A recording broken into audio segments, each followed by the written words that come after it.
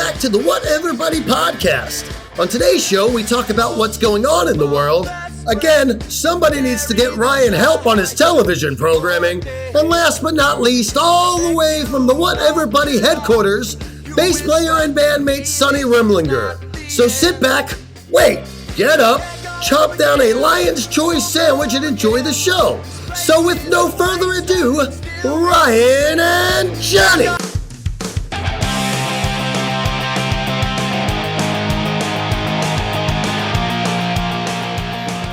Okay. Hello and welcome back to the What Everybody podcast. Here we are again. Hello. Hello. You'll notice a different different background. This is a different background. I'm home. I'm back at my house, and that's where I'm doing the show today. And there's a reason for it, Ryan. The reason for this is to trip out my OCD. A partial Warner Drive episode, because we have Sonny Remlinger coming up later, who is the bass player of Warner Drive, and he is going to sing us a song of his, and we share a rehearsal room. So I thought it would be best if he had the rehearsal room and I came here today. So it's going to look confusing later because it's going to be different locations, but yet the same location. You took one for the team. So so essentially what's happening is, instead of, I always look consistent and you usually look consistent, but you don't today.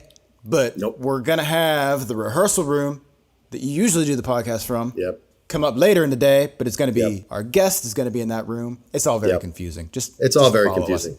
But hey, Ryan Harris, let me tell you, it's nice to be home, but it's a very, very, very sad week this week. Yeah. A dear, dear friend of mine, Hugh Brian Asnan, who actually did he's a childhood friend. We were in the Hudells together for many, many years. And and most recently, he did the latest Warner Drive video for Karma's a Bitch.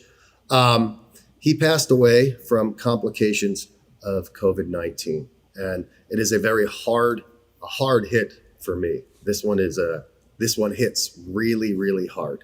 And that leads me into I want to say I love you, Hugh. You're my man. Yeah. You're my guy. Before you get into your point, let's express the fact that this was your childhood friend. Yeah. This was a guy that you've been in bands with. This was a guy that you moved to Los Angeles with. This wasn't just somebody you know. This is somebody that... Yeah. I've known Hugh since I was 2 years old. We lived two doors down from each other. We played in our first band together at the age of 9. And so lifelong friend, and you lost him. And it's really, really sad. Yeah, it's really, really sad. And is that the first person that you know personally to have passed away from COVID, or do you know anybody else? No, this is the first person. Yeah. When I found out that he was in the hospital on a ventilator, he was the first person that I directly knew who had it bad. Yeah. And he is definitely the only person that I know who has passed away from it. Do you know how he got it? Was he going out or? I don't see him being the kind of guy that was going out. I also don't see him as being an anti-vaxxer because he wasn't vaccinated. Hugh had a very laid-back attitude. I could definitely see it just being, I'll get to it kind of thing. And he never did. No, and I'm not into really talking about it, and I'll just fly right over it, but I just recently got done having COVID myself, and I am vaccinated. So this leads me into my rant for this week, because I'm getting quite sick of this whole thing becoming a political thing. And this is nothing about politics. I don't care what anybody's political views are. This is solely about science. And there's a true example of two people, one with the vaccination and one without the vaccination. And I understand that not everybody dies who gets it, who's not vaccinated. I understand that. But the facts are 97% of the people in the United States of America in the intensive care unit are unvaccinated people. Mm-hmm. Enough is enough. Get vaccinated. Stop being a dick. And this is never going to stop if we don't just do what's best for everybody. Think about your neighbor, your choice, this choice, whatever. I get Here's the thing. If you're listening to this and you're sick of hearing dummies on the internet talk about their opinions like we're doing right now, it is not about that, because we don't want to talk about politics, and we want to keep it lighthearted, and we don't want to talk about this freaking stupid ass pandemic that won't go away. But the bottom line is that you just lost your friend. Yeah. And it was preventable. It's already frustrating whenever man. we could be through it. Yeah. And, thank goodness he wasn't an anti-vaccine guy, and that it was, because that would have been crazy, but like, don't be lazy about it. Go out there and get this thing if that's what your reason is. And if you are an anti against it, well, you know what? You got a bunch of vaccines when you were born, and it is what it is. You know what I mean? The thing that somebody texted me about blood clots the other day when I was talking to this person about this. And they're like, your mom got blood clots, blah, blah, blah. It's like, shut up. My mom did not get blood clots from the vaccine. There's like 7 people that got it from a vaccine we don't even use here in America. Yeah. So, like, whatever. Can I ask you something? So, please. I knew Hugh. You knew him, obviously, way better than me. And I've heard you describe him. Let's honor the man. I've heard you describe him as one of the most creative people that you know. Amazing writer, great musician. He loved action figures. It's very hard to explain. Huey was he was an eccentric guy. He was an amazing writer. He was quirky. He was fun. He was the life of the party. I can't say enough things. He wrote children's books, Sock Muffin the Elf, great book. We did 2 Hugh Dell's records. It's just not your normal stuff. He got deep. And even though he would write things about like, outer space or whatever, it was basically inner meanings that had a lot of meaning to everything. And just a genius writer, man. Like, just amazing. I'm at a loss of words right now because you're catching me off guard with that. But I know. And I just think that it's good to keep talking about people, I think about just like life and, we're not all here forever. So what's the point? And it's like, what are you leaving behind for people? And like, for a musician, the Rolling Stones will never die. The Beatles will never die. The people will, but what they did lives on. And, I think that's like helpful to me, like. It is. It's trippy, man. Like I'll listen to some Hugh Dell stuff and just to hear his voice, it's like he's alive, like right there, Yeah. Coming through the speakers. It's a trippy thing, man, this one gets me. So preventable, man. Get the vaccine. That's the last I'll say about it. Let's move on. I love you, Hugh Brian Asnan. Rest in peace, my brother. Yay, buddy. I'm sorry for your loss. Thank you.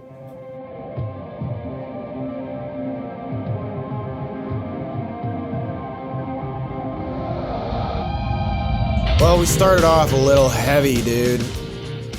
Yeah, buddy. But let's turn this shit around. You know what? Hey. We like to be loosey-goosey, but sometimes you just gotta like be real, dude.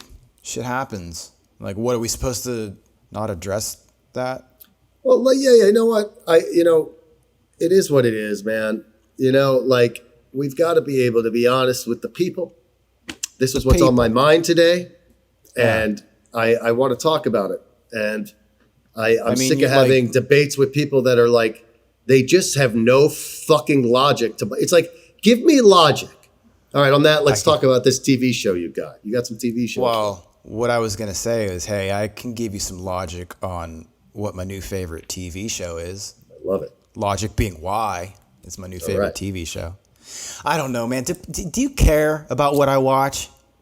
Because I've gotten both. I've gotten people being like, yo, you got to stop talking about what you're watching on TV. And then I've gotten people being like, I like it. It's funny. I want to hear about this. I was talking to, who was I talking to the other day? Oh, Sonny, our guest coming up later in the episode. Yes. Guess what? Guess who's watching F-Boy Island? Because I talked about it. Sonny's watching F-Boy Island right now. Great. So now I have 2 friends who watch very poor options on television. Yeah. Well, you watch crime documentaries. I mean, those are cool. They're interesting, but I mean, that could put your head in a dark spot. I like to watch things that put my head in a fun spot. You know what I mean? Yeah. I get it. Ask me what I'm watching. So I guess we're going to talk about it. What do you got? I guess we made our own decision on that, huh? Yeah, let's do it. Okay, so I started watching, it's an old show, but Naked and Afraid. Never heard of it. You never heard of Naked and Afraid? Never heard of it. All right, so that's not the show that I want to talk about, but I can tell you what it. So Naked and Afraid, They take two people. They take a guy and they take a woman. And they drop them off in the middle. There's like 19 seasons of it, so they've gone everywhere. But they drop them off, pick Africa for an example. They take them to a remote location. They are not allowed to take any kind of possession. How many people? Two. There's a guy and there's a woman. When they get to their destination, they don't know each other. They get to their destination, they take all their clothes off. And they're each allowed to take... destination like on an island or some shit? No, it's like intense environment. It's like desert in Africa or like the plains of Australia, and they have nothing. They're allowed to bring one item. So it usually works out. One of them brings a blade, like some kind of machete to cut things. One of them brings a fire starter. And then the show provides them with a pot to boil water in, and a map. Not pot to smoke? Not pot. The show doesn't give them Johnny Ubies, okay? So, to wrap it up, to sum it up, they have a map, and the map shows them where they are, where they have to get get picked up, and any kind of danger that lies in between. And I mean, dude, these are people that, pick Africa, for example. You get dropped off, you have to watch out for lions, you have to watch out for snakes, you have to watch out for insects. Hold on a second. This is is it on a network, the show? Yeah. Okay, so let me tell you. They don't have to worry about any of that because the network is not going to let these people die no matter what waiver they sign, because they will get their asses sued to the moon if they got eaten by a lion. Right. But here's the point to that, though. Sure, they have medics there, and occasionally the medic will come on and be like, medically, I can't allow you to continue because you have hypothermia, or your dehydration is going to cause kidney failure, or like the medics don't let the people die. But they have to make it through 21 days. And if they make it to day 21, they get picked up. So these are survivalists. These aren't just like, this isn't like you and I. Nothing. Why do they do this? Bragging rights. Really? That's it? Yeah. That's stupid. But like, so here's the thing though, my dude. Like, it's not just random people that are like, oh, I want to try this. These are people that are like, I guess you could say Eagle Scouts, or, survivalists that are capable of handling themselves in nature. So when the show starts, they give them what's called a PSR, or primitive survival rating. And it's like, I would probably get like a 4-point something primitive survival rating. Yeah, because like, but they have people. Fast. They have people that are like hunters, or like they're expert in like basket weaving and stuff like this, and like they are usually like 7.1, or like I think one guy was like 8.1, like, so it's like he was really built for this kind of thing, And it gets intense. They lose in 21 days. I mean, like the average person loses like 30 pounds. So you can't, what's the point of doing it? Like, it sounds stupid. I wouldn't want to do it, but like watching people go through this is just like, it's intense. Now, crazy. I started this off by saying that wasn't the show that I was talking about. The show that really got my attention was Naked and Afraid of Love.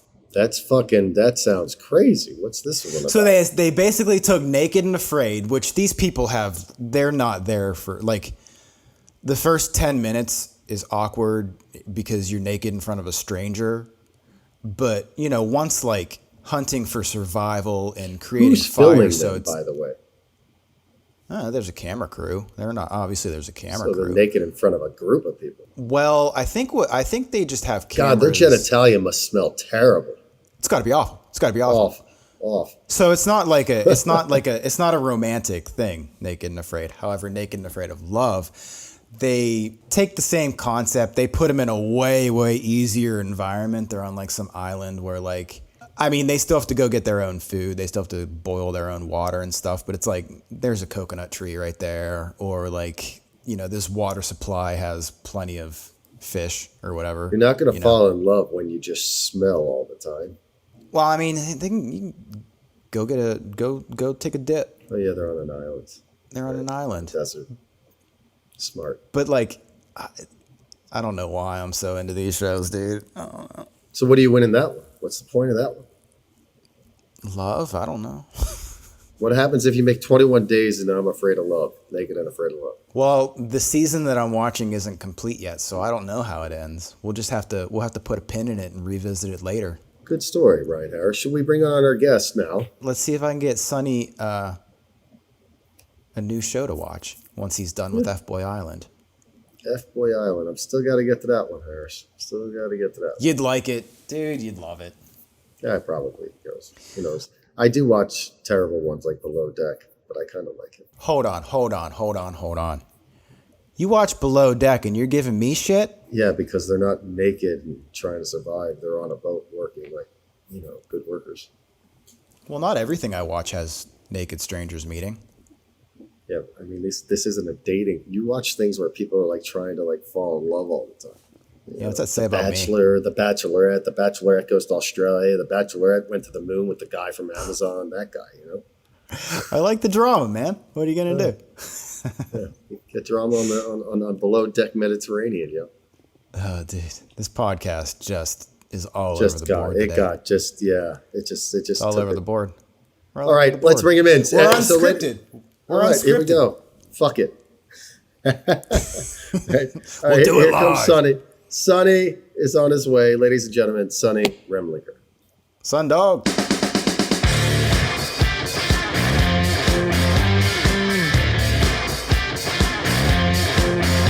The man, the myth, the legend, the bass player for Warner Drive and Super Black Market, the Sundog, Sonny Remlinger. Of our best friends, they're either dying or dead.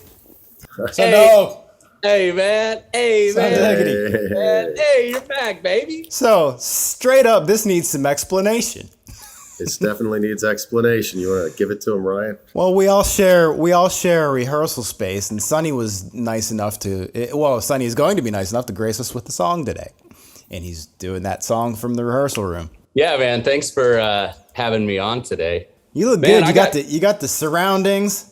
I found my old denim jacket that I haven't worn. It's from the 80s, but it's pretty good. I like it. It's like a cowboy jacket. It's got it's a good one. Thanks, man. And I got my Jimmy Beats on today, so I'm rocking Jimmy it. Beats. That's what I'm going to call him from now on. Jimmy Beats. By the way, I don't know if you guys allow cuss words. You guys allow cuss words on the pod, or do we have to blur that? My brother actually ordered this. This is from Bill O'Reilly. Of course, it's backwards right now in the camera, but it's when I could read it. It says, "Fuck it, we'll do it live." Yeah. So if you guys, I don't know if you guys have ever seen that clip of Bill O'Reilly when he was on the show Inside Edition and he had a meltdown on screen. Yes, the greatest. About what? He was pissed off at the producers for writing bad copy for him to say out loud, and he starts freaking out on them, and he's like, "This fucking thing sucks," and he like has a complete. And it was live on television. They ended up not airing that, but it was like one of those the mic recorded it, but they didn't air it. They should have aired it because they probably would have gotten the best ratings they've ever had. And it's actually one of those videos that's been put up on YouTube and taken down. Probably collectively has had like 500 million views on that one video of him. But JoJo found this merch online. Fuck it, we'll do it live. Actually, you couldn't have brought out a more appropriate catchphrase for Johnny Boy today. Fuck it, we'll do it live. Yes, because I have nothing. I have nothing here. Johnny's winging it. This is like I want to explain where I'm at. I'm in my living room. I'm under rent control. I had a problem with one neighbor that was similar to a problem you had with the neighbor that was leaving the dog shit on the lawn or on the sidewalk. That guy. This one guy used to be like a professional dog walker in my old neighborhood, and he would actually just leave bags and bags of shit in my bins. And so I started taking the bins. Why your bins? Because I think I was at the very end of his walk with those dogs, and I think he wanted to like drop all the shit off before he got home. And so he would actually use our bins, and then the shit bakes in there, gets hot as hell. Then your bin smells like dog shit. So I moved all my bins back into the backyard, so he couldn't even get to them. And then he started leaving them next to my mailbox on a little fence that's like enclosing the yard. So he would just leave them on a stone pillar. Why your house, though? I think that the guy that was the dog's timing. I think it was, because I remember seeing that guy a couple times after that. And actually, my roommate threatened him at one point. So And As I he didn't should. threaten the guy, but I never saw him actually do anything. I would just find the bags of shit, kind of accumulate. Was it your roommate that played in Orgy? Yes. Nick Speck played in the band Run, Run, Run. Still plays in Orgy whenever they get a tour booked or whatever they're doing. But yeah, Nick is a bad mofo on the bass. He's a beast, man. Shout out to Nick Speck. Hey, man, what's up, man? Shout out, What's up, Nick? We out here, whatever, buddy. We out here, man. Well, let's get into the. So wait, real quick, before we get into it, I want to know the outcome of what happened when he threatened the guy with dog poop. I guess the guy never came back down our street, never routed all those dogs to our corner ever again. I never saw another bag of dog shit. I would love to know why your house, your trash can's not there. I'm going to leave it on your wall. It doesn't make sense. That's exactly. It did feel weirdly personal. And it also felt like, why in God's name is he doing that? Like, so he's a dog walker. Like, what right, bad etiquette, right? Between 4 and 7 dogs when he would be walking through. He was definitely an in-demand dog walker. Here's what you should have done, man. You're a tall drink of water. You're what? You're a solid 6'4". You put that Chewbacca outfit that you have on. Yeah. And you go out and you wait. You go out and you wait, and you see some dogs coming up around the block, and you see that guy put the bag down. Just hop that fence, dude. All of a sudden, he sees a 6'4" Chewbacca coming at him. Yeah. I would have killed him, and probably There's gonna be more than dog shit on your sidewalk. I mean, he would have been in one of my bins after that, I think. I mean, we'd be doing this podcast from behind bars. Yeah, exactly. In my Chewbacca bodysuit, I'd just be sweating it out in that thing. I feel bad for the Chewbacca suit with an orange jumpsuit on top. I want to get one of the old-timey prison outfits, the ones with the old black and white. Black and white lines. Yeah. Like a giant ball and chain. I would do that. If I ever had to go to prison, I'd be like, come on, don't you guys have the black and white? At least if I'm going to be here, give me the outfit I'm used to seeing on the telly. Yeah. Do you remember we played a couple years back the Oregon State Penitentiary, and we played a show there, and one of the things was you can't wear jeans. Because you couldn't wear what? You couldn't wear jeans, like blue jean. Because that's what I don't remember that for some reason. Because the prisoners were dressed in blue, and if anything went down and the guards were having to handle things, they're going to aim for blue. So if they also made us wear an orange fucking thing. They made us stand out from the inmates, like in the scenario that some shit went down and guards were going to be picking people off. A fun side story to that is I had the guy from the Manson family. What was his name? Bobby Bousselet. Bobby in the front row. Came up to me after the gig and comes up. I don't know who this dude is. Some like old guy comes up to me. He's like, man, you're a great drummer. And meanwhile, you got to think about this. Poor Candace is playing in a maximum state penitentiary. Probably the only woman they've seen like that up close playing a guitar ever in the prison, I'd imagine. Yeah. And then this guy comes up to both Candace and I. He's like, first he comes up to me. He's like, man, you're a great drummer. He walks away. The guard comes up to me. He goes, you know who that is? I go, no. He goes, Google Bobby Bousselet when you get out of here. So when I did that, dude, he basically did the first crime that set up all the crimes for the Manson family. Like he did the first murder. Yeah. Yikes. But he went not the Tate or the Bianca ones. He did the one like he killed some dude over meth. And they tried, the other killings apparently were to try to make him look innocent. Oh, okay. Like that. But yeah, Google Bobby Bousselet. That guy came up to me and told me that I was a good drummer. So I'm set. Really. So you're basically new Charlie Manson. Life goal achieved. Life goal achieved. Let's tell the Sonny Remlinger story, and then you're going to play a little tune for us later on. Yeah. I'm excited to play a song. The song I'll be playing is a previously unreleased Super Black Market song. I think there were a lot of songs that never got used for anything. So for me now, I'm kind of like, I kind of want to revisiting them.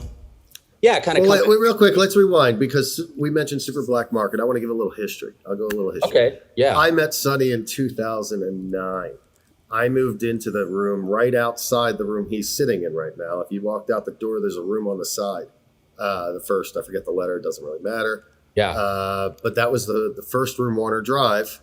3 members of Warner Drive on this call, as a matter of fact. I'm glad I wore a shirt today. Wasn't even thinking about it. Victory pose, baby.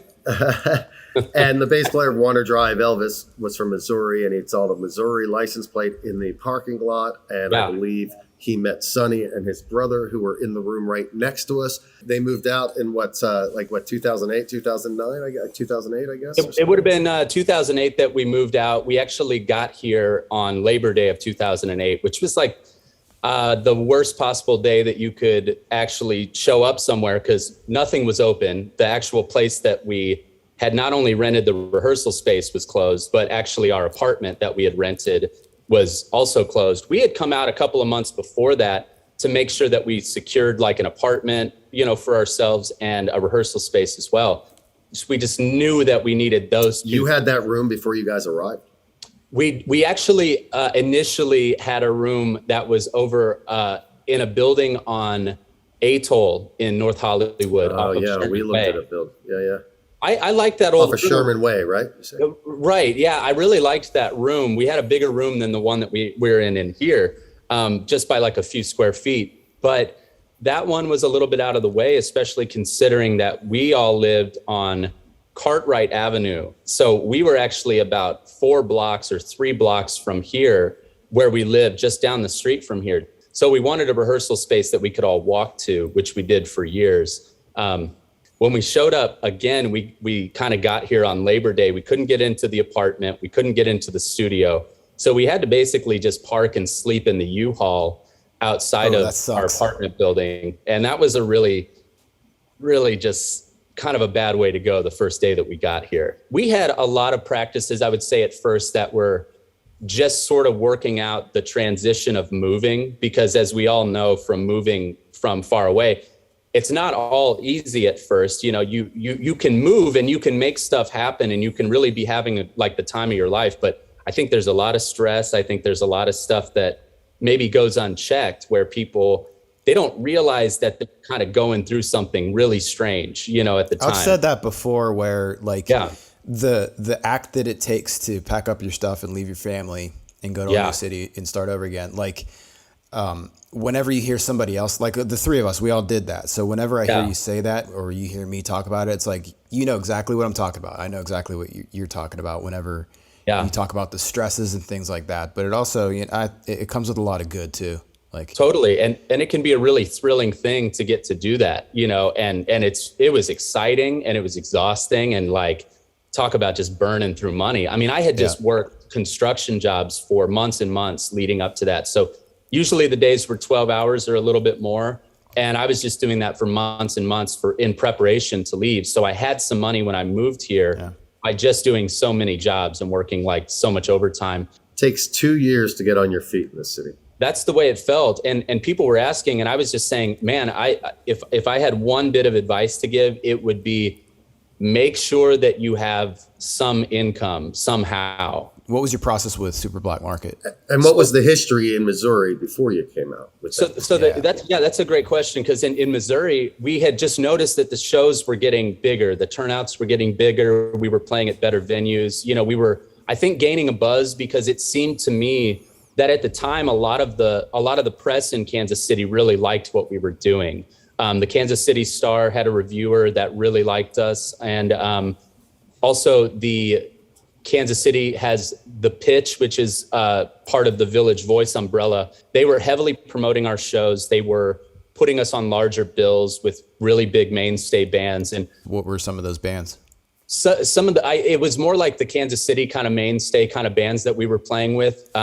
It's so interesting that none of those things got way bigger, because all of those bands were so fantastic. It really showed me that like a band can be so phenomenal. And then if they're not willing to go somewhere else to meet the right people, work with the right producers and do all that stuff, sometimes it just showed that like it does hit a ceiling in Missouri. And I was kind of learning from seeing that it was so much more difficult for bands to get any kind of national attention or notoriety if they were just planning on staying in Kansas City and not moving from there or not touring much from there.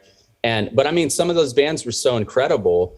It's just such a bummer when they end up breaking up or something ends up happening. So I think you could argue that with most cities. If you're a band and you only play one place, like you're gonna phase yourself out for sure. we felt like we were on the right track musically and on the right track in a live show way.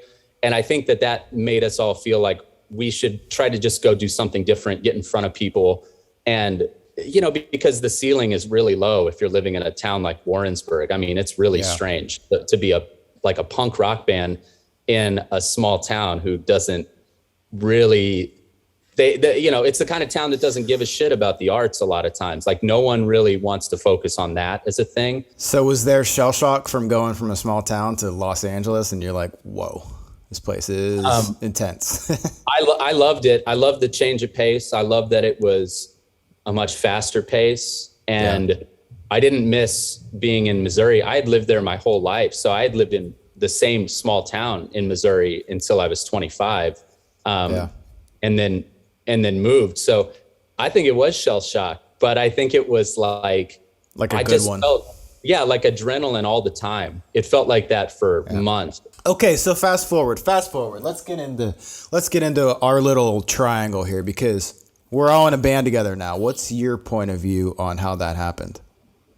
My point of view on how that happened is previously before that, I think I was in a weird depressive kind of mode about music at the time, to be perfectly honest. Like Super Black had stopped playing shows together. We really had kind of had, I don't even want to say it was a falling out because it wasn't that. It was that we had a kind of a production deal go bad with somebody that we trusted.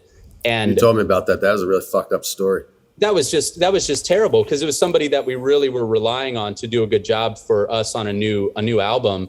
And I think he just wasn't prepared for what he was doing, to be perfectly honest. I think he was a really good engineer, but not ready to be in the producer role yet. And I think that was a big problem because I think we went into it thinking, okay, this guy can really engineer. So we'll self-produce it as a band and we just need a guy to engineer it. But it ended up kind of shifting during the process and he kind of made it more about himself and his production. And I think at the time, I think we just stopped hanging out and just stopped working on music as much after that happened because it wasn't that we were pissed at each other, but I think it kind of illuminated some problems within the creative aspect of the band. I don't think that we were on the same page creatively at the time. Mm-hmm. And I think that was the thing we should have been working out. And so leading into after that, I was kind of in a funk about all that stuff. And I got a call from my buddy Caleb, who at the time played for the artist Yellow Wolf. He wanted me to come basically kind of help on their tour in South Africa. And I was like, okay, I'm thrilled to go do that. And then it got me excited about traveling, got me excited about music again, all that energy. And then not too long after that, you guys approached me like, hey, it's kind of last second, but we're kind of looking for somebody to fill in on bass for a tour coming up in April. And I was just so thrilled to be kind of feeling back involved in music again in any way. Opportunities come back around your way. Right. Something to just do to really have fun with. Obviously, I already love Warner Drive. I love the songs and I love the people in the band. So to me, it was a no-brainer. Let's do this. Let's give this a try. And so I think that when I was sent some songs to try out, I was really, really pumped. But I was working on the bass part and I was working on any backing vocal part. Because for me, it was so important because it's in Super Black, I think that for years I didn't have backup singers that were singers. You know what I mean? I had guys that same for Warner Drive. You are by far, no disrespect to anybody in the band, by far the best backup singer in the band. I was very familiar with the Warner Drive albums, and there were backing vocals all over that. There were a lot of Jonny's double vocals, real aggressive vocal followed by, overlapping in some cases. And so going into the audition for Warner Drive, I didn't feel super, super confident about the bass part that I had, but I knew I had the vocals down and I knew that I would get the bass there, but I wasn't, to be perfectly honest, Super Black, I always kept the bass lines really simple. Then Warner Drive's bass lines and guitar lines, much more complex and much more difficult to kind of get in there and figure out the pocket for me. So it was a little challenging. It's a band that's very, very technically proficient. And I don't think a lot of people think of Warner Drive like that, to be honest. They don't think of it like you guys are super technically minded and you guys are outstanding musicians. But I knew that. I knew that from just being in a band. I was like, these motherfuckers can play. I remember learning those songs. It's like, I got to sing on top of this? Yeah. There's a lot of shit going on. Can I bring up something funny about that same audition cycle? We had 3 people come in for that. And one of the guys came in and he didn't use his pinky. We were talking about this. Yeah, he didn't use Sonny his and I pinky were talking about that. to play the bass. Play the but bass. Yeah, like for like songs like, and I remember one of the songs, it was Scarecrow, and it's like I mean, it's fucking basically a running scowl throughout the whole fucking song, more or less. I was teaching him the bass line in that rehearsal studio, and I suggested perhaps try doing the run like this, and just so matter of fact, I don't use my pinky. I can't So imagine. you're gonna play bass. You only got You're gonna 4. play bass with you're taking out 25% of your Right, yeah. You only got 4 options here. And you only have 4 strings. yeah Right. But it was so matter of fact. Oh, I don't use my pinky. When I heard that, I was just blown away because I couldn't imagine. So a scenario funny. where I would give up 1 digit to play. If Yeah, I've got you had them, stiff competition, I'm gonna dude. use them. I've actually, as a result of playing in Warner Drive, gotten a hell of a lot better at bass just because I've had to push myself. In Super Black, because I was singing the whole time, I was keeping the bass very simple all the time. The fact that you were a lead singer in another band, I remember that was the decision-making process. It was like, Sonny was a lead singer in a band. He can sing these backups unlike anybody that's ever been in the band could. I went on looks. My vote went on looks, straight up, 100%. Oh, you all in the think beard. Tony looks really good. He's a 6'4" that works too. looker. Yeah, just put the bass on a track and just like make him look cool, you know. Like Just Lexi don't even from play the Panther. bass, dude. Just stand there and wear a suit. Well, do you guys remember the night that on one of the tours, I don't remember, it was one of the tours of Sweden, J Law had to go do something. Like he couldn't be there. I think he had to fly back to America for a couple of days. Yeah. And we went to Stockholm and played a cover gig we called ourselves 4-piece. something else. Yeah, but like we called ourselves something other than Water Drive, but something really funny. I thought What did we call it? was Cramo, or it was Cramos in the Cramo, or Cramo in the Cramos. Something like that. And we did a cover gig, the 4 of us, Sonny, Ryan, Candace, and myself, of all cover songs. And Sonny sang. I remember. And That it was was- it's one of the most fun shows I ever did because I can't pinpoint why, but I had a blast. Another time I did a cover gig, we played On the Rocks, and your brother JoJo was the drummer, man.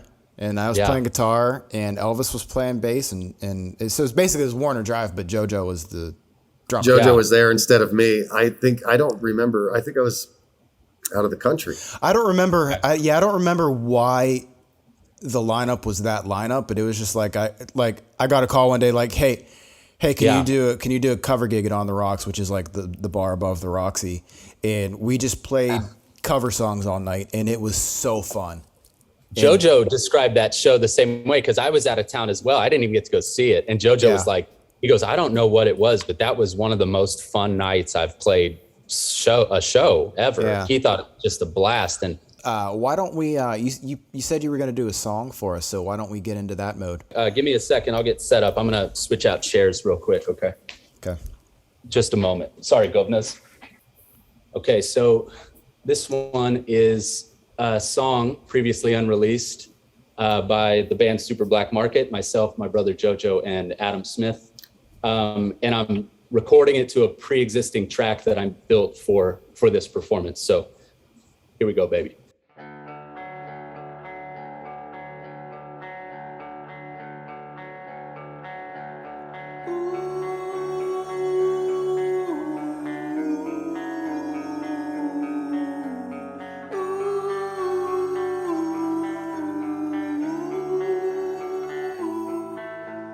Lately, I'm thinking of leaving, thinking of running, I'm thinking of moving on. And baby, I know that you hate me, but the words will escape me. So I'm just gonna move along. Lately I'm thinking I'm not the only one who cares about you. Baby, I'm thinking you're not the only one. So please go and don't believe in me. My engine's running, burning gasoline. Please go if you won't sing for me. My engine's running, burning gasoline.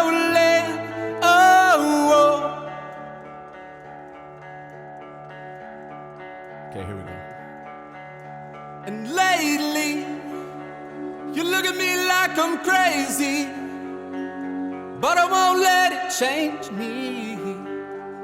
Just gonna move along. And baby, you still look like you hate me, but I won't let you blame me now. I'm gonna move along. Lately I'm thinking I'm not the only one who gives a fuck about you. And baby, I'm thinking you're not the only one. So please go and don't believe in me.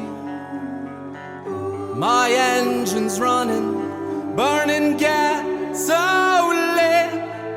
Please go if you won't sing for me. My engine's running, burning gasoline.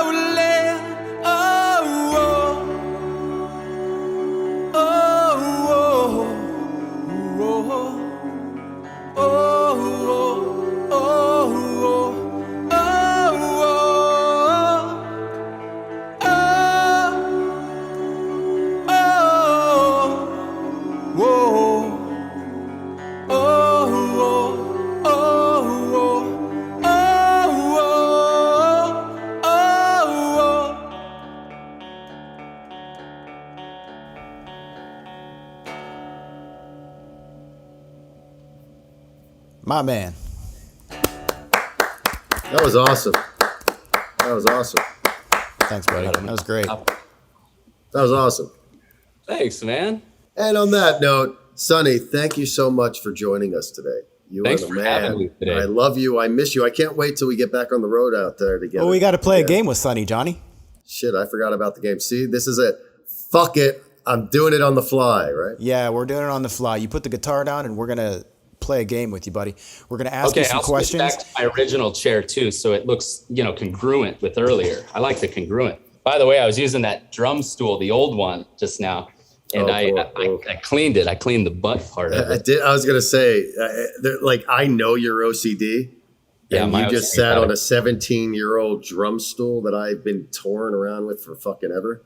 I had How'd to you clean. clean it? I got some clothespins that I put You it guys over just my shared nose, and butthole. Okay, All Sonny, right, you all right. ready? You just go with the first thing that comes to your mind. This first one is going to be a softball, though. I'm going to give it to you easily. You're Okay. from Missouri, Warrensburg. It's not St. Louis, but you're near St. Louis. One of my favorite restaurants ever is in St. Louis. Okay. Do you know Lion's Choice? Oh, yeah, the chain, right? The sandwich Yeah. chain. Yeah. Yeah, I grew up about 3 hours from St. Louis, so I didn't get to I got to eat Lion's Choice when I would go to shows in St. Louis or when we'd play there, Yeah. but I didn't have a Lion's Choice anywhere near. And I mean, that's a far trip to go get Lion's Choice, to do a 6-hour round trip. I would probably do it. 6-hour round trip essentially for Arby's. I used to love Lion's Choice, though. Definitely a mainstay there in St. Louis. So, Sonny, as we've mentioned earlier, we all share this rehearsal space that you're in currently. Yeah. And you're the one primarily that keeps it clean. What's your biggest pet peeve with the room? The biggest pet peeve with the rehearsal space here is sometimes, and this is the weirdest thing, and sometimes I don't know if I misplaced stuff or if someone else has misplaced something, because there are several people in and out of the room at times. The other day, I was looking at my guitar stand and it's missing. Let me show you this thing. This is the weirdest shit ever. The guitar stand is just missing the piece. Oh, that's that annoying. Holds the bottom of the bass or the guitar. This is going to lead into my question. It's so wonderfully. That's so annoying. Yeah, that's pretty annoying. That's pretty annoying. So I don't know where that piece is, and now that guitar stand is unusable. I'm curious how you noticed that piece was missing. Because I tried it's to set a guitar on it, and I didn't even look at it. I just tried to set it, and my guitar was resting on the floor, and I was like, well, that's really strange. Normally there's a little guitar butt holder at the bottom. I'm in the clear. I'm the drummer. Let me put it into drum terms for you. It would be essentially the same as something like your stick bag goes missing. It's like, well, what am I going to do with these now? Where do I put? Or like, the little clippy clip on your hi-hat that keeps it like bouncy. And if you loosen it, it just like sits there. Hi-hat clutch. Yeah. It's essentially that important. Okay. Am I right, Sonny? Am I right or am I wrong? Sonny, right, wrong. It's an important thing for a guitar stand not to have that bottom piece. It does make it a useless piece of metal, actually. And so let's call it the seat on your drum throne. Yeah. Oh, yeah. So if you can't sit and you just got to sit on the little pole, in the butt. Kind of an uncomfortable. Nice, you never know. Kind of an anyway. Listen. So this leads into my next question. Yeah. Okay? Yeah. For those out there who don't know, these two guys are by far they got the most.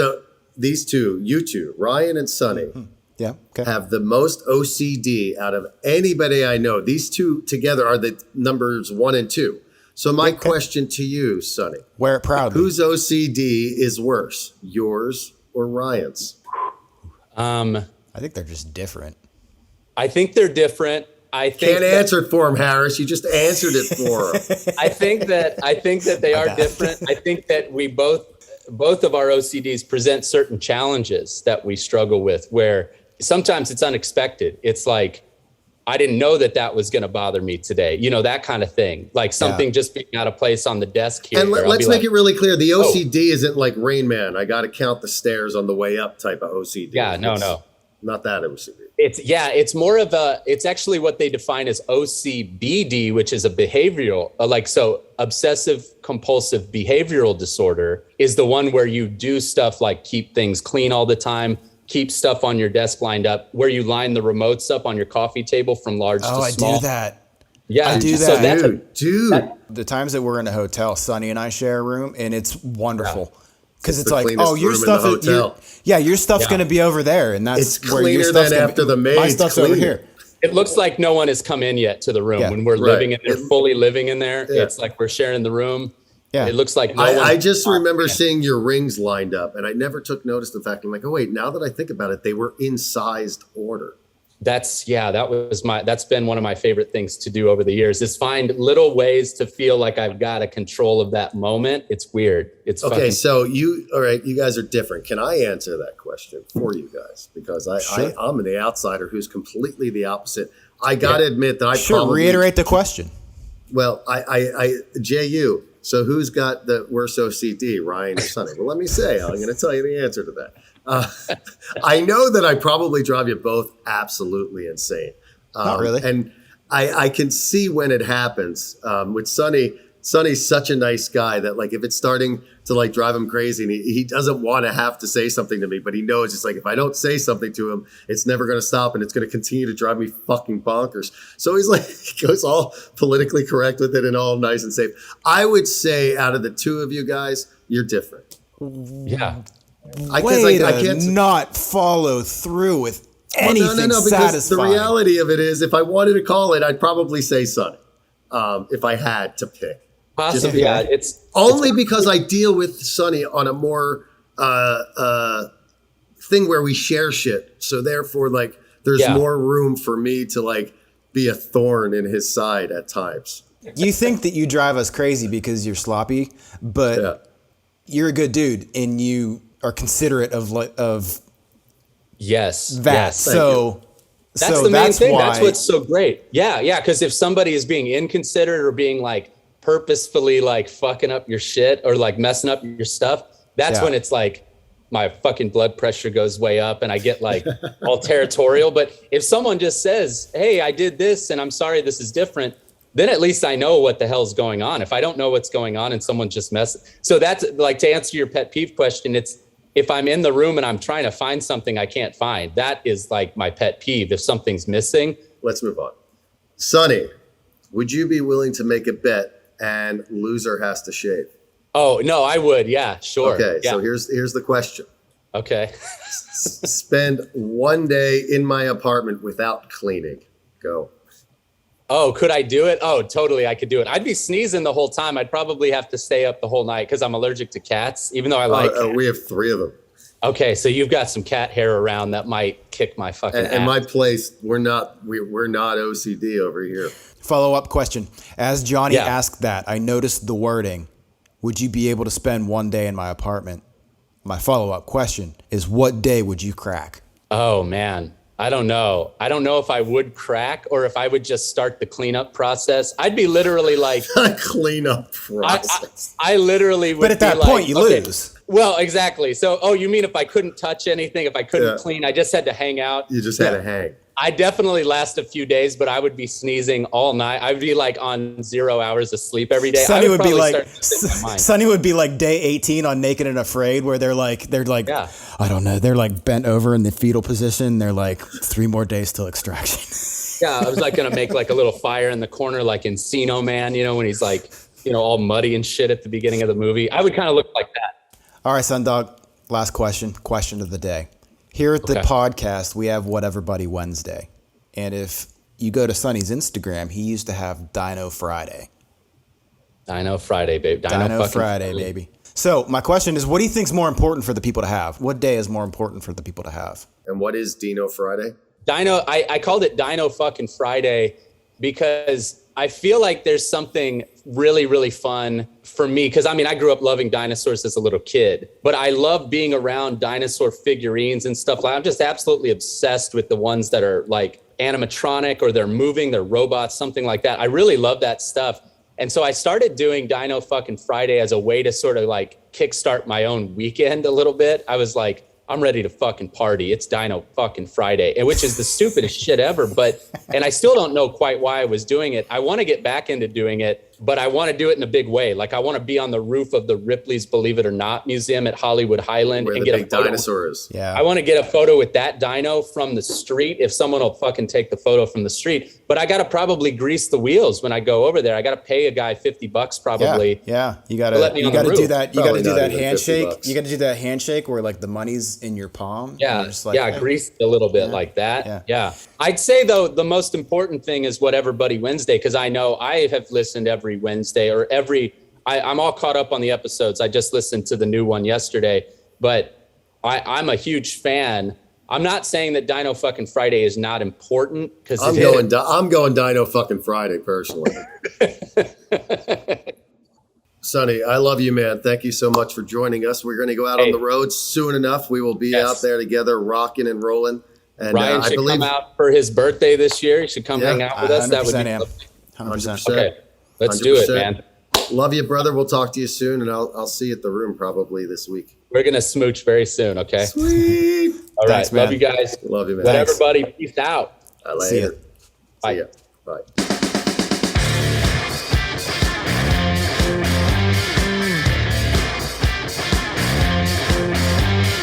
Thanks again for listening to the Whatever Buddy podcast. It has been a interesting podcast. Sonny, thank you so much for coming in. Hugh, we love you. Go get vaccinated. And until next time, subscribe, leave a comment, and we will see you next week, everybody. Have a great week here from the Whatever Buddy podcast.